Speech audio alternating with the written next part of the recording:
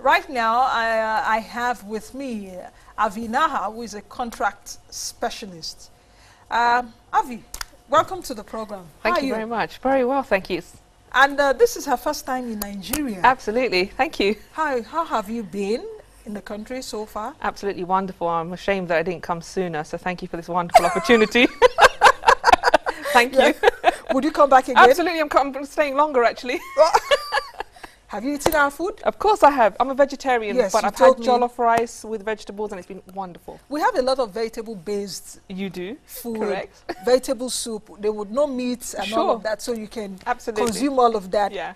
In just be as full as. Sure. But perhaps you gain more kilos. Absolutely, No, it's though okay. because you're vegetarian, you won't Yeah, gain. it's okay. as- I don't mind. You don't mind, isn't it? So welcome to the program. Thank you. And welcome to Nigeria. Thank you. We're looking at the oil and gas sector, petroleum, energy, and all of that. Let me start with the recent, we've seen oil price. Let me start from the commodity itself, which is oil.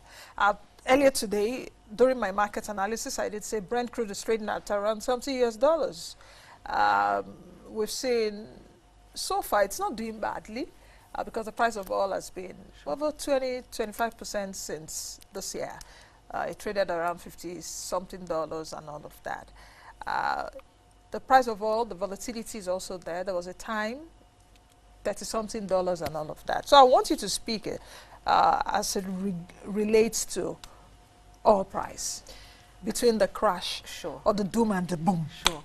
I think, Nancy, what's really important to understand is the last 3 to 5 years have been absolutely chaos for the industry, causing a lot of instability and volatility.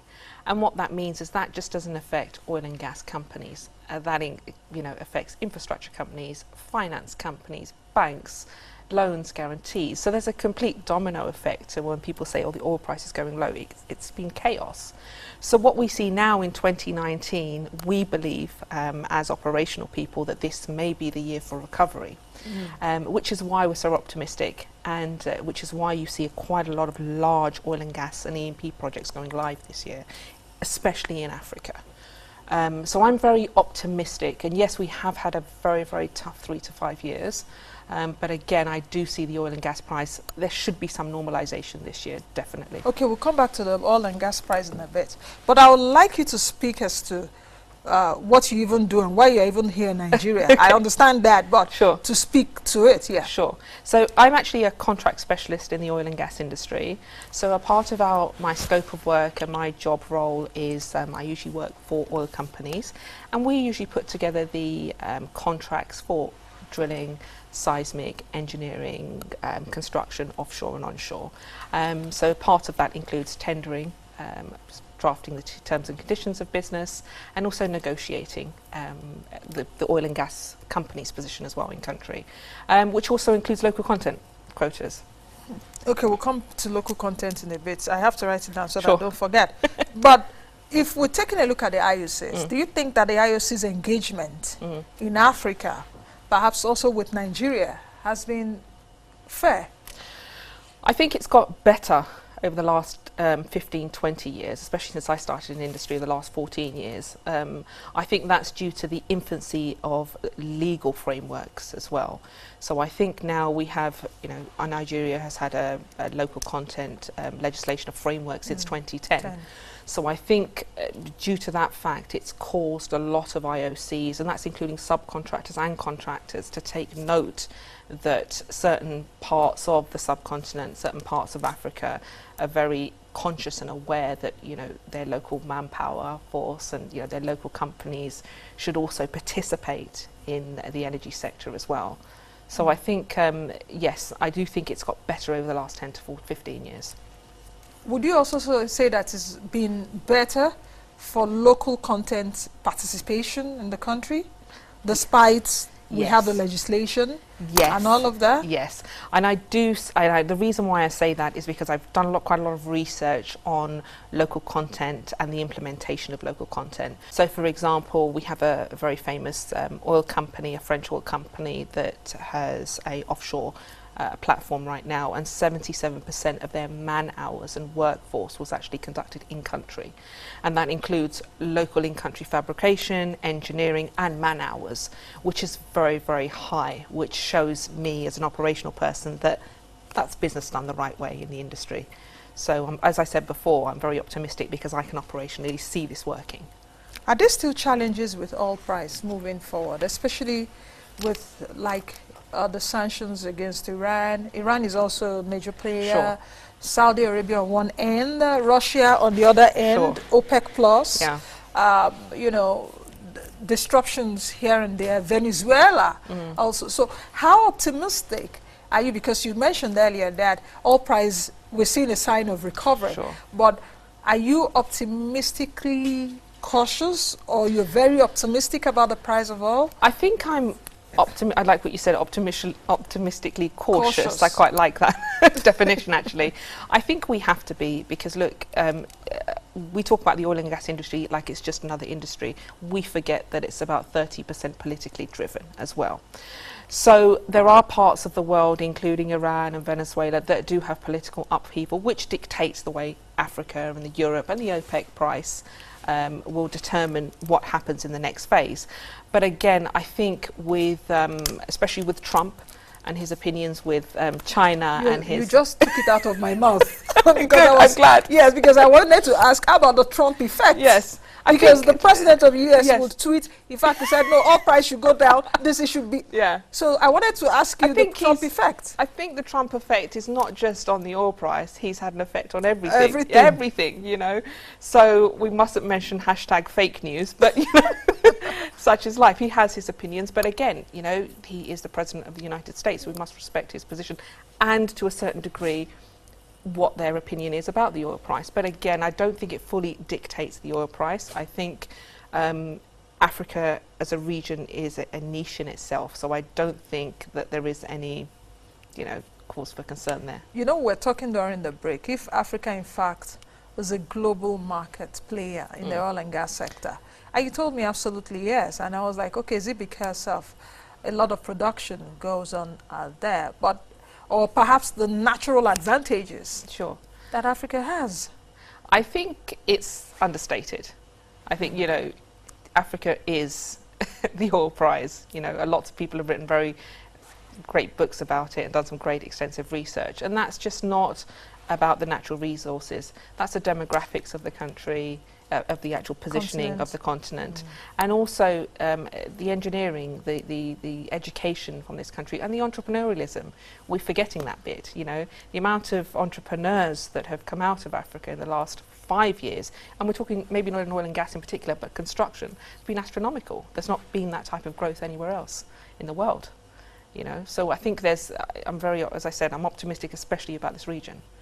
Which is why I'm here. Are you so optimistic about Nigeria, especially with what Dangote is doing? Yes, and that's because major. It's huge. It's major, you know. Globally, exactly. 650,000 barrels of oil. Correct.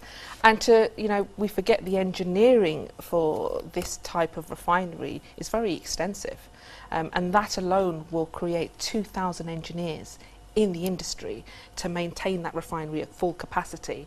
So what does that mean? That means education requirements, that includes training, that includes lots of universities and local engineering schools getting involved. So it's a huge growth for manpower. And even in direct jobs too. Absolutely. Yeah, we forget that because, as I said before, it's a domino effect. So a lot of service type companies will also benefit.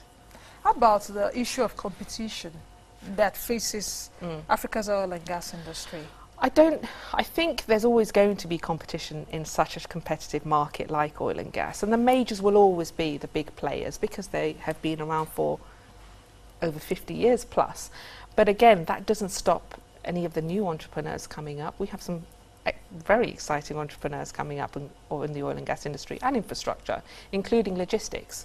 So I think there's always room for additional scope should you want to go for it. So again, yes, it's a competitive market, but you know, we have some of the biggest shipping entrepreneurs coming out of this part of the world. What do you think are the you know, inherent challenges that are staring us in the face? Because there are a lot of challenges. We're actually talking earlier, take a look at pollution, for example. what are the challenges that are facing us, and perhaps how we need to solve those challenges? Sure, and I think that's a really good question. I think in industry, correct, there are a lot of kind of pollution issues as well as climate issues. And that's just not specific to Nigeria, that's a global issue. But I think as well as these issues happening, we seem to lose sight of the fact that engineering technology has also advanced to make sure that when an issue or an instability or anything happens, we have a mechanism to make sure this doesn't happen again. And that could be, anything. It doesn't really matter. It's not particular to a piece of equipment to stop a gas valve from leaking or something offshore. But I think it's very important to understand that technology is also advancing. But without technology advancement, we should also see that some of our problems are solved. Because if you take a look at the Niger Delta, for example, the pollution is still there. Yeah. They're going to clean up, only God knows how far Sure. ahead, and all of that. So, and a lot of people are displaced. Sure. All spills and all of that. Sure. Do you think that such issues have been fully addressed?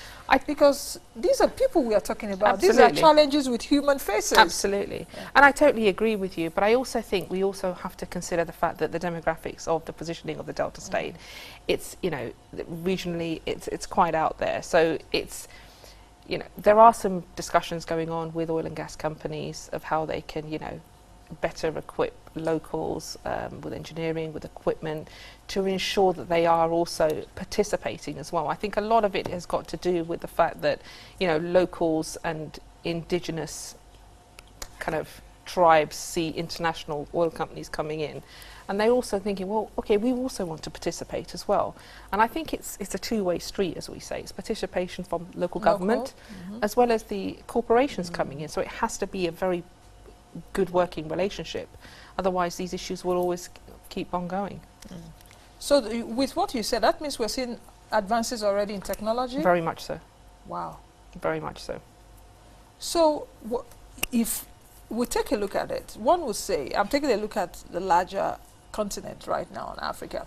You see that a lot more countries, even some countries are discovering oil. Ghana just also discovered oil, with some other smaller countries than Nigeria having oil. But yet it's still not trickling down, and that is why perhaps you see that a lot of Africans are still poor. Sure. Live below the poverty Sure. level with so much wealth Sure. in commodities and all of that. How do you think that the engagement of government with the African people should be moving forward?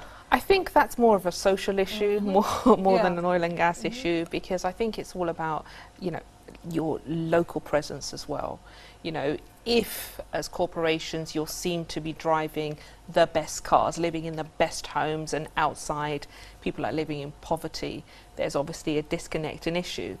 That's why, when oil and gas companies do come to a region, they're very conscious about implementing local content structures and making sure there's sustainable development for service type companies. And that could be, laundry, it could be food, it could be construction, it could be anything, So I think, again, I believe it's a social issue, but I also think, it's as much as a responsibility of the local government and local people, as well as the internationals coming in. Yeah, because I also think that the IOCs or these companies coming in should also have a stake. Absolutely. What are their CSR policies, for example? And I think, you forget that corporate social responsibility for corporations is very, very important.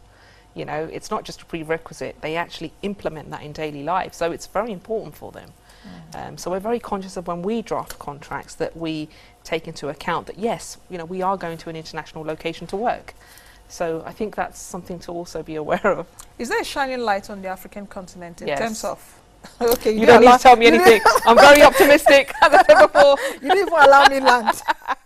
Okay, so shoot it. Yeah, I'm, as I said before, what the kind of growth we've seen in this part of the world, in the subcontinent, we haven't seen anywhere else. Okay, and I think a lot of that has to do with the entrepreneurial spirit of the region as well. So I think, there is a shining light, but again, it's about management as well, local management.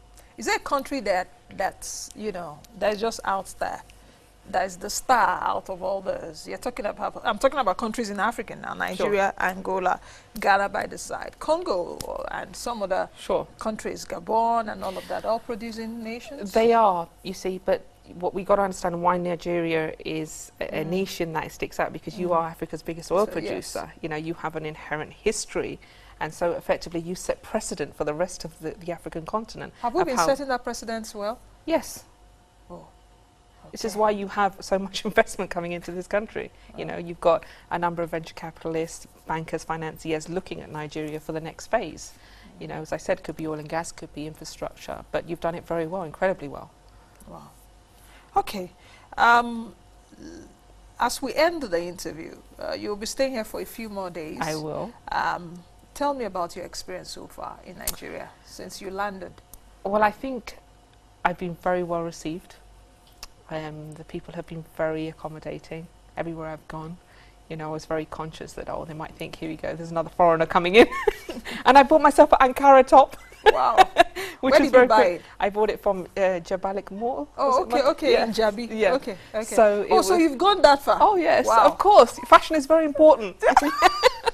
Thank you very much for saying that. The so fashion industry is very important. It's very important, Yeah. you know, especially for women in business. Yes. So I thought that's the first thing I've got to do.